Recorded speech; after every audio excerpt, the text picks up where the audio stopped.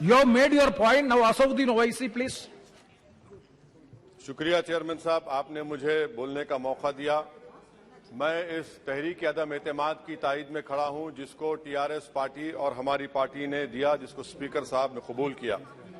Sir, मैं 11 point आपके सामने रखूंगा जो मैं बताने की कोशिश करूंगा कि क्यों हम इस तहरीक अदम एतमाद की तायद में और मोदी हुकूमत की मुखालिफत में खड़े हैं। सर, हालिया दिनों में हमारे मुल्क में ट्रेन में एक वर्दीपोश दहशतगर्द ने अपने सीनियर मीना साहब का कत्ल करने के बाद ट्रेन के कंपार्टमेंट में जाकर नाम पूछकर, चेहरे पर दाढ़ी देखकर, कपड़े देखकर उनको कत्ल कर दिया और उसके बाद उसने कहा कि इस देश में रहना है तो मोदी को वोट देना पड़ेगा। मैं हुकूमत से जानना चाहूंगा कि क्या ये अक्सरियती तबके की एक्सट्रीमिज्म और रेडिकलाइजेशन की बेहतरीन मिसाल नहीं है, और अगर है तो फिर हुकूमत इस पर क्या करेगी। सर, हमारे आइन में, संविधान में लिबर्टी ऑफ कॉन्शियस को लिखा गया तमहीद में, यानी जमीर की आजादी का जिक्र किया गया है।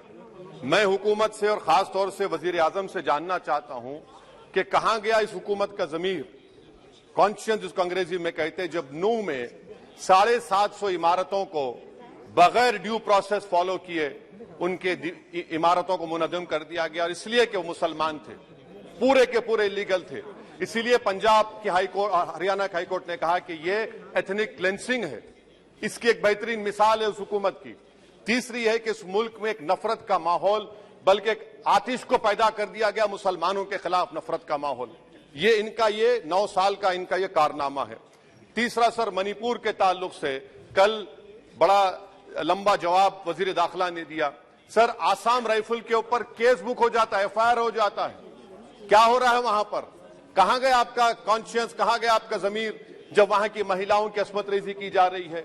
और आप मुख्यमंत्री को नहीं हटाना चाहते इसलिए क्योंकि वो कोऑपरेट कर रहा है।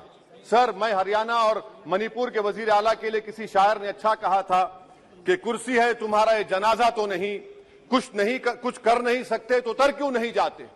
आखिर कहां गया? उन ताबूतों में खो गया कि आपका कॉन्शियस, आपका जमीर, जहां पर 50,000 लोग बेघर हो गए, यानी 6 लाख हथियारों को लूटा जा रहा है। आखिर कौन सा आप इंचार्ज वहां पर हैं? सर, 14 पॉइंट हिजाब को एक मसला बना दिया गया और मुस्लिम बच्चों को तालीम से महरूम कर दिया गया। क्या ये आपका लिबर्टी ऑफ कॉन्शियंस है? कहां गया आपका जमीर? सर, अभी आपने फाइनेंस मिनिस्टर साहबा ने कहा, यहां पर डीएमके के मोहतरमा कनीमोजी ने महाभारत के द्रौपदी का जिक्र किया। मैं ये पूछना चाहता हूं, बिल्किस बानो इस देश की बेटी है या नहीं? जिस बिल्किस बानो को 11 लोगों ने रेप किया, प्रेग्नेंट थी, उसकी मां का रेप किया, उसकी बेटी को कत्ल कर दिया, उसकी मां का कत्ल कर दिया, आपने कातिलों को रिहा कर दिया। ये आपका कॉन्शियंस है? ये आपका कॉन्शियंस है? आप तो मेजोरिटेरियन पॉलिटिक्स को फरोग दे रहे हैं। सर, आज चाइना के ऊपर कोई नहीं बोलते हैं। प्रधानमंत्री मोदी ने उस वक्त 2013 में जब प्रधानमंत्री नहीं थे कहा था कि समस्या बॉर्डर पर नहीं, दिल्ली में है। अगर हम अपनी जमीन पर हैं तो डिसएंगेजमेंट क्यों कर रहे हैं? क्या आज चीन हमारी जमीन पर नहीं बैठा है? क्या आज चीन से आप बातचीत कर रहे हैं? आप डिसएंगेजमेंट कर दिए। बताइए डीएस्केलेशन, डी-इंडक्शन कब होगा? मैं आपके जरिए से हुकूमत को बता रहा हूं कि अगर प्रधानमंत्री ने अहमदाबाद में शी जिनपिंग को बुलाकर झूला झुलाया था, क्या हुआ? क्या नतीजा निकला उसका? चेन्नई दिखाया, क्या नतीजा निकला?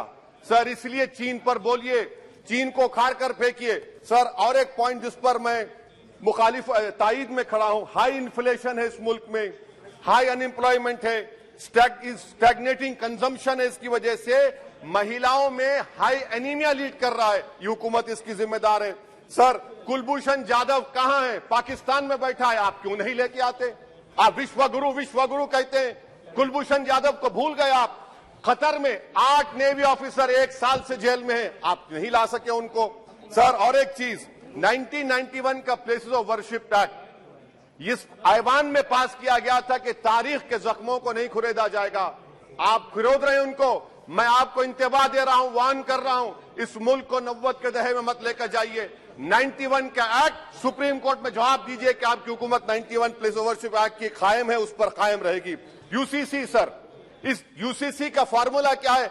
एक मुल्क में एक मजहब, एक कल्चर, एक जबान, ये तो डिक्टेटरों का फॉर्मूला है। भारत एक गुलदस्ता है, भारत एक मोजाइक है। यहाँ पर बेशुमार जबानें, बेशुमार मज़ाहिब बोले जाते हैं और हिंदू अनडिवाइडेड फैमिली में Now, OIC ji, please try to conclude. Sir I am concluding. 8 crore 75 Hindu खानदानों को 3,800 करोड़ डिडक्शन मिला।